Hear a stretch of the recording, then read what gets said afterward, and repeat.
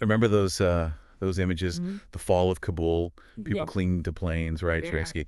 That was, what, 2021. It felt Mhm. like, the end of a really long and messy chapter Yeah. in Afghanistan's story, right? Yeah, yeah. So today, Yeah. we're diving deep into that story. Specifically, the rise of the Taliban. Okay. How did a group, seemingly defeated, claw their way back to power? Right. Our guide is this incredible Peabody award-winning NPR series Hmm. called Throughline, and the episode is called Afghanistan, the Rise of the Taliban. It's a fascinating story, and not just about Afghanistan, it's global politics, Yeah. It's about unintended consequences of foreign intervention, but also it's about this, like, enduring human desire for peace and stability, even at a steep price. Hmm. The episode starts with a chilling event just Yeah. 2 days before 9/11, the assassination of Ahmad Shah Massoud, who was a key figure in the Afghan resistance. He was more than just a military leader, right? It was a symbol of hope Right. for a different Afghanistan, one that was modern, Yeah. but also embraced its Islamic heritage, and his vision stood in stark contrast to the Taliban's rigid and austere interpretation of Islam. Okay. So his assassination, Was a pivotal meeting. right, it removed a powerful obstacle to the Taliban's ambitions. I see. So to really understand the Taliban's rise, we need to go back to the Soviet invasion of Afghanistan in 1979. Right. Now, this was a pivotal moment. Cold War, right? Yeah. The U.S. saw the Soviet incursion as a direct threat. Yeah, the U.S. decided to support the Afghan Mujahideen. These were various groups fighting the Soviets. So classic David versus Goliath, these rugged Afghan fighters taking on a superpower. Yeah. I remember those images, though, Yeah. of the Mujahideen with their AK-47s. And I remember thinking, like, where did all those weapons come from? Well, that's where it gets complicated. The U.S. channeled funds and weapons through Pakistan's intelligence service, the ISI. It was supposed to counter Soviet influence, but it had some unintended consequences. Yeah. It created this web of relationships and dependencies that would shape the region for decades. It also, gave rise to the Rambo effect. Oh, okay. Hollywood kind of simplified the conflict, turned it into a blockbuster, Yeah. shaped public perception, often overshadowing the complexities on the ground. Yeah. Pop culture and global events. It's amazing how that happens. Amazing. So with all this foreign involvement, Yeah. what was happening inside Afghanistan itself? Well, one significant impact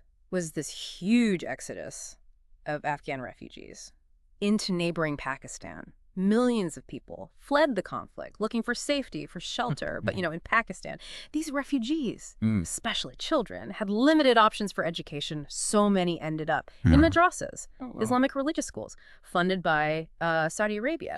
Okay. So this is where we start to see the connection Yeah, to the Taliban. exactly. These madrasas, they provided education, but they often taught a strict interpretation of Islam, blending Wahhabism, which is the dominant form of Islam in Saudi Arabia, with the existing Deobandi school of thought in the region. And just to clarify for our listeners, the Deobandi movement emphasizes a literal interpretation of Islamic texts and a strict adherence to Islamic law. Okay. So this fusion of ideologies unintentionally created fertile ground for the Taliban's worldview. Wow. So in a way, these schools inadvertently became breeding grounds for a more rigid and austere form of Islam. Yes. And it's a prime example, right? How seemingly unrelated events can have these huge consequences. These young Afghan refugees, molded by the specific interpretation of Islam, they would eventually return to their homeland and many would become the foot soldiers. The Taliban movement. So the Soviets finally withdraw in 1989 after a decade of brutal conflict. What happens then? A dangerous power vacuum emerged. The Soviet-backed Afghan government, they were still in place, but they were weak. And they were facing a fragmented Mujahideen. So you had all these different factions, often divided, along ethnic and regional lines, all vying for control. So instead of peace and stability, Afghanistan descended into another cycle of violence, a devastating civil war. Warlords and militias battled for territory. The rule of law crumbled. And it was ordinary Afghans who suffered the most. It's heartbreaking to think about the human cost of these prolonged conflicts. They fight the Soviets for years and then subjected to even more violence and suffering. This is where the Taliban entered. Yes, the Taliban. They emerged in 1994 amidst all this chaos and lawlessness. Ironically, they gained support by positioning themselves as a force for order, promising stability and security in a nation ravaged by war. So people were so desperate for peace. Yeah. That they welcomed the Taliban, even with their strict and often harsh interpretation of Islamic law. Yeah, that's a key insight. The Taliban capitalized on the widespread yearning for peace and security. Their vision was stark, uncompromising, but it held a certain appeal for a population weary of endless conflict. It's amazing how quickly they rose to power. How did they manage that? Well, they had a powerful ally. In Pakistan, the Pakistani Intelligence Service, the ISI, saw the Taliban as a way to exert their influence in Afghanistan. So they provided them with weapons, training, logistical support. Without Pakistan's backing, the Taliban's rise would have been much harder, maybe even impossible. Wow. And what about the Taliban's ideology? How did that play into their rise? Their strict interpretation of Islamic law, shaped by those madrasas we talked about earlier, resonated with some Afghans who longed for a return to traditional values. Okay. They imposed dramatic changes on Afghan society, particularly for women, curtailing their freedoms, imposing strict dress codes. Yeah, that's one of the most troubling aspects of Taliban rule, their severe restrictions on women's lives, the denial of basic rights and opportunities.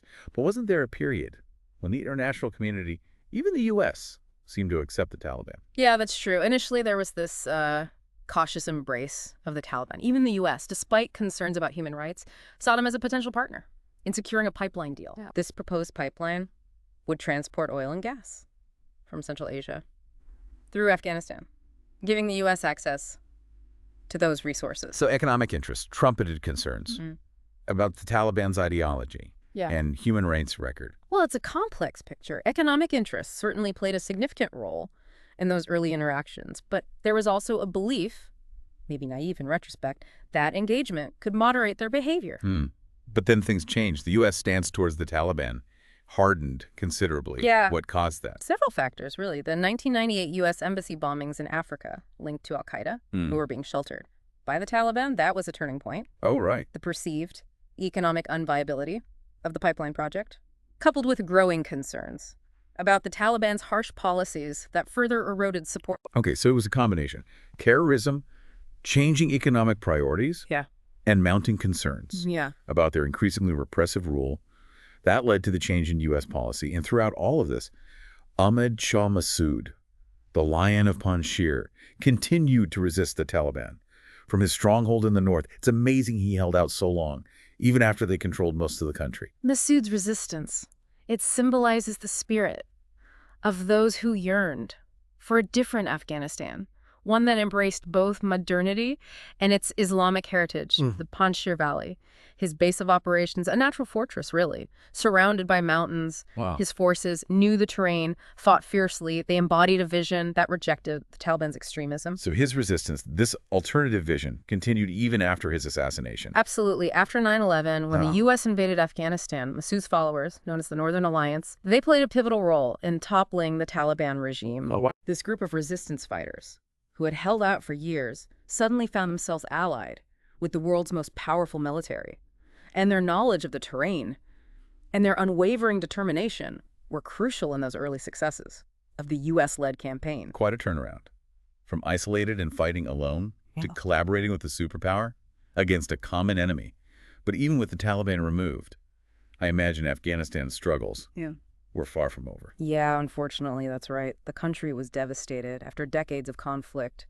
Rebuilding a stable government, a democratic government, proved to be an immense challenge. I remember there was a sense of optimism, at least initially. After the fall of the Taliban, people were hopeful that Afghanistan could finally turn a corner. Yeah, there's a feeling of possibility, a chance to break free from the violence and rebuild.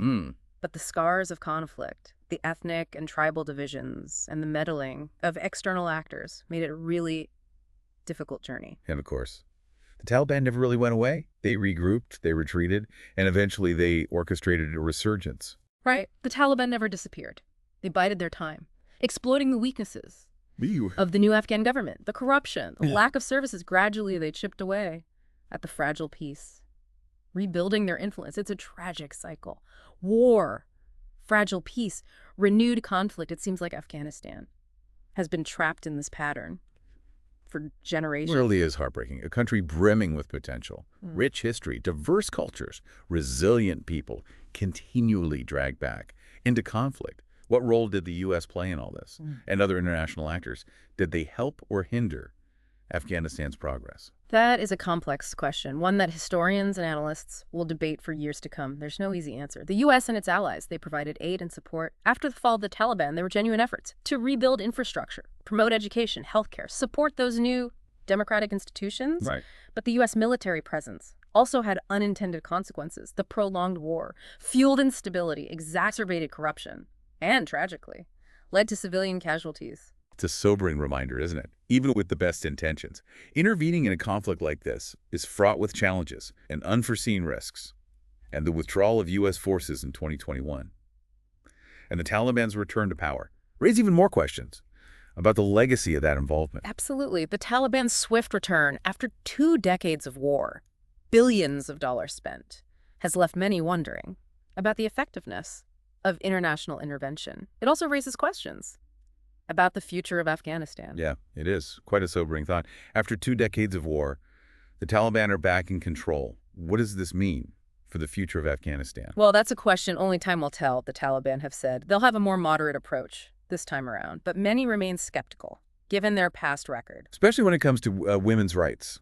Exactly. The world is watching closely to see how the Taliban will govern. Will they uphold basic human rights? Will they allow girls to attend school? Will they foster a society that respects the rights of all citizens? These are crucial questions. The Afghan people have endured so much suffering. They deserve a chance at a brighter future. But this story isn't just about Afghanistan, is it? This situation has global implications. Right. Afghanistan's stability, or lack thereof, can impact regional security, refugee flows, terrorism. It's a story we can't ignore. The world needs to engage with Afghanistan constructively, support the Afghan people in their pursuit of peace and prosperity. It's a monumental task, given all the complexities and challenges. But the stakes are too high to turn away. Afghanistan's story is far from over. It's a story we must continue to learn from, to engage with, and to seek solutions for. It's a story filled with complexities, contradictions, hope, and despair. It reminds us how interconnected our world is and the profound impact of our actions, intended or unintended. We've covered a lot of ground today, from the Soviet invasion to the rise of the Taliban, the resistance of Ahmad Shah Massoud, the ongoing struggles of the Afghan people. It's been a deep dive into a complex and often misunderstood part of the world. Yeah, we've really just scratched the surface of Afghanistan's history, its vibrant cultures, the resilience of its people. I mean, we could spend hours talking about the poetry of Rumi, the ancient Silk Road, the landscapes, the food. Yeah, it's a good reminder that Afghanistan is more than just war and conflict. It's a place with a deep and enduring spirit, a story that deserves to be heard, understood, and remembered. What are your thoughts on the human cost of these conflicts? Well, it's crucial to acknowledge it, right? The millions displaced, the families torn apart, the countless lives lost. And we can't forget the women and girls who've been denied basic rights and opportunities. It's heartbreaking to think about the shattered dreams, the potential that's been stifled. The Taliban's ideology is particularly harsh towards women and girls, severely restricting their freedoms and their opportunities. It's a stark reminder, isn't it? The importance of advocating for gender equality and human rights, not just in Afghanistan, but everywhere. We can't turn a blind eye to injustice. We have a responsibility to speak out, to advocate for the marginalized and the oppressed. So where do we go from here? What can we do to help the Afghan people, to promote peace and stability? Well, it's a complex question, no easy answers, but I think it starts with understanding, listening to the voices of the Afghan people, supporting their efforts to build a better future. It's about empowering them, not imposing solutions from the outside, and recognizing that peace and stability can't be achieved through military force alone. You have to address the root causes of conflict, poverty, inequality, lack of opportunity. It's a long-term commitment. It requires collaboration from the international community. Yeah. The world needs to come together, not just with words, but with concrete actions, to support the Afghan people in their pursuit of a more peaceful and prosperous future. And we can all do our part, even in small ways. Stay informed, raise awareness, support organizations that are working on the ground. Yeah, every little bit helps. And it's important to remember, even amidst all the darkness, there are glimmers of hope.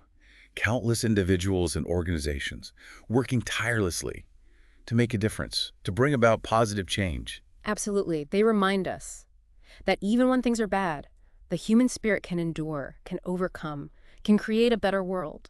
Well, on that note, I think we've reached the end of our deep dive today into the story of Afghanistan and the rise of the Taliban. It's been a journey through history, through conflict, through hope and despair. Yeah, it has. And it's a story that's still unfolding, one that we need to keep engaging with, keep learning from, and keep working to shape in a positive direction. Thanks for joining us. We'll be back next time with another fascinating topic. Until then, keep exploring, keep learning, and keep asking questions. You know, you brought up something really important, the human cost of this conflict. It's easy to get lost in all the geopolitical stuff. But it's the Afghan people who paid the price. Yeah, absolutely. Millions displaced. Families torn apart, countless lives lost. And we can't forget about the women and girls.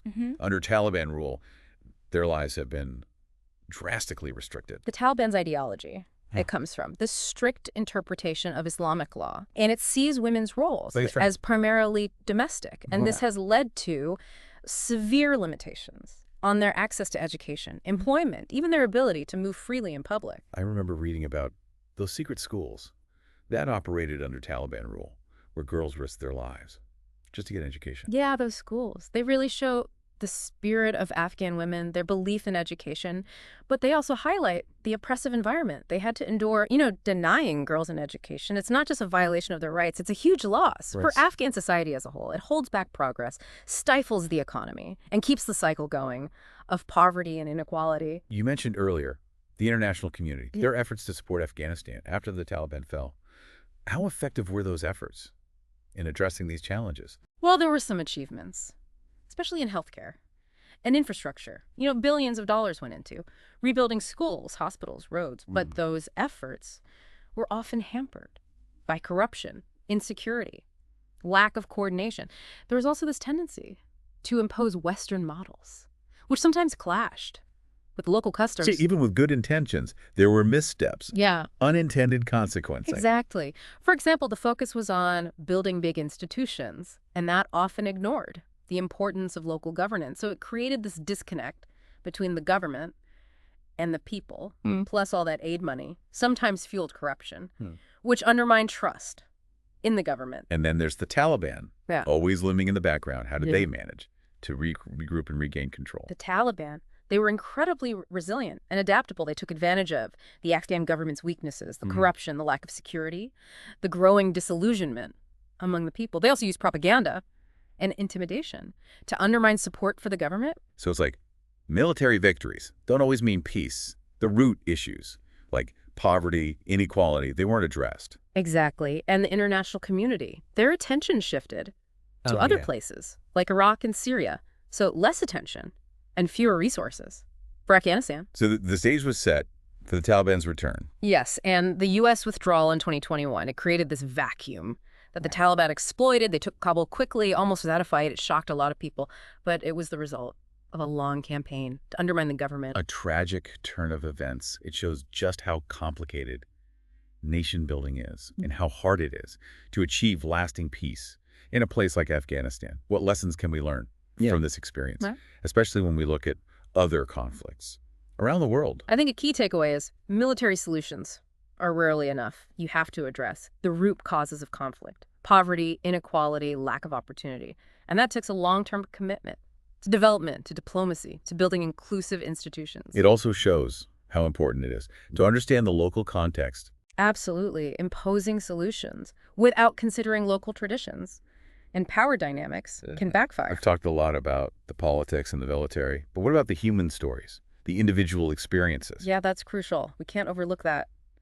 Behind the headlines are real people whose lives have been upended by decades of war. There are stories of resilience, of courage, of hope in the face of adversity. Yes, those stories are essential to understanding the cost of conflict and the spirit of the Afghan people. I mean, think about the teachers who risked their lives to educate girls, the doctors and nurses working in difficult conditions, the artists and musicians expressing their hopes and dreams. Those stories need to be heard. They remind us that even in conflict, the human spirit endures. They also challenge us to look beyond the simple narrative and engage with the complexities on a human level. Remember, Afghanistan is not a monolith. It's a diverse country with many different cultures, ethnicities, perspectives. And those perspectives, those voices are essential to shaping a future that includes everyone. Exactly. We need to move past those labels. Failed state, graveyard of empires. We need to recognize the agency and resilience of the Afghan people. They're not passive victims. They're active agents in their own destiny. So what can we do as individuals? How can we contribute to a better future for Afghanistan? It starts with education, learning about the complexities, challenging those simple narratives. We can support organizations working for peace, development, human rights. We can use our voices to advocate for policies that prioritize diplomacy, humanitarian assistance, protection of vulnerable people. He reminds us that even the toughest conflicts can be transformed through dialogue, understanding, a commitment to peace. What are your thoughts on the current situation with the Taliban back in power? It's been a setback, especially for women and girls. But the situation is still fluid, and the Taliban are not a single unit. There are different factions, some more pragmatic than others. So there's still a chance for dialogue, for engagement. It's not easy, but we have to explore every avenue for a peaceful resolution and support those in Afghan society who are working for a better future. The international community also has a responsibility to keep providing aid. The Afghan people are facing a terrible economic situation, a humanitarian crisis. It shows that engagement, even with those we disagree with, is essential for peace. Exactly. And we can't isolate Afghanistan or punish its people. They've suffered enough. They deserve our support, our solidarity. We've really delved deep into the history of this conflict. But amidst all the turmoil, there's this rich cultural heritage that often gets overlooked. You're right. Afghanistan has this long history going back to ancient civilizations. The Silk Road, it's seen empires rise and fall, cultures blend, great art and literature be born. The poetry of Rumi, the architecture, the carpets. Yes, cultural treasures show the creativity, the resilience, the spirit of the Afghan people. It's a side of Afghanistan we don't often see. It reminds us that Afghanistan is more than just war and conflict. Yes, it's a place with a rich and diverse culture that deserves to be celebrated, preserved. Absolutely. And it's a culture that has so much to offer. Its art, its music, its literature, its hospitality. Exploring this culture helps us understand Afghanistan and its people beyond just the conflict. It's about seeing their humanity, their hopes, their dreams. Exactly. Recognizing that peace and stability are not just political goals, they're essential for this culture to flourish, for the Afghan people to reach their full potential. We've covered so much today. The history, the complexities, the human stories. What are your final thoughts as we wrap up our deep dive? Afghanistan's story, it's not over. It's still being written, full of challenges, uncertainties, but also resilience, courage, the human spirit. We have to engage with this story in a way that's informed, nuanced, compassionate. And remember that peace and justice are not just foreign policy, it's a shared responsibility. Absolutely. We can't shy away from complexity. We have to understand Afghanistan in all its dimensions. Only then can we hope for a future of peace, justice, human dignity for all Afghans. Wow.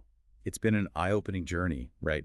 Exploring Afghanistan's history, all the forces that have shaped it, What really strikes me is how connected this story is to our own story here. Right. The Cold War, the war on terror, all these decisions made outside Afghanistan, they've had this huge impact on the Afghan people. Yeah, absolutely. We tend to look at Afghanistan through our own lens, our own politics, our own interests. But we need to step back and recognize that the Afghan people, they have their own agency, their own story. They've been through so much war, foreign intervention, political upheaval, but they're still standing. And you talked about the resilience of Afghan culture earlier. Even with all the chaos, there's this vibrant artistic tradition that's still alive. You're right. Afghanistan has this rich cultural heritage. Think about the carpets woven by nomads, the beautiful melodies of their traditional music, and their poetry. It speaks to the depths of human experience.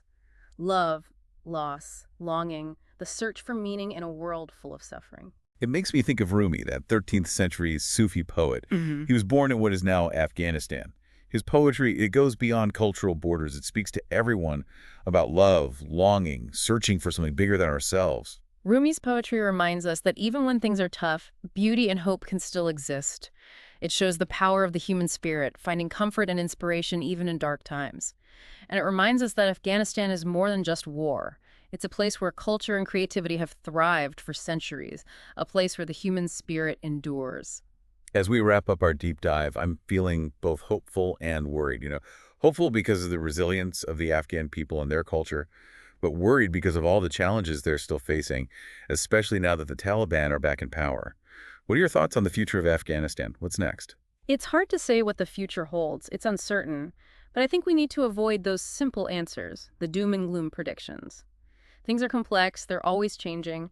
Even the Taliban, they're not all the same. There are different groups within the Taliban, some more practical, some more open to change than others. So you're saying there's still a chance for things to get better?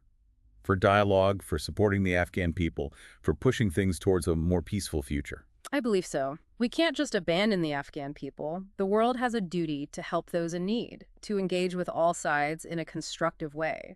That means pushing the Taliban to respect human rights, especially for women and girls, and to govern in a way that represents all Afghans. It's a powerful reminder that even when things seem impossible, we can't give up on peace and justice. It takes patience, persistence, and a willingness to grapple with complexity. And we have to listen to the Afghan people. They're the ones who are most affected, and their voices are crucial to finding solutions. You got it. We need to go beyond the headlines, the political talk, and connect with the human side of things. Their stories, their hopes, their dreams need to be heard and shared. This deep dive has been truly illuminating. It's challenged what I thought I knew and helped me understand so much more. I hope our listeners will keep learning about this complex and important story. There's so much more to discover, so much more to understand. And so much more to do. The story of Afghanistan continues. It's a story that affects all of us, and it needs our attention, our empathy, and our action. Thank you for joining us in this deep dive. We'll be back next week with another fascinating topic. Until then, keep exploring, keep learning, and keep engaging with the world around you.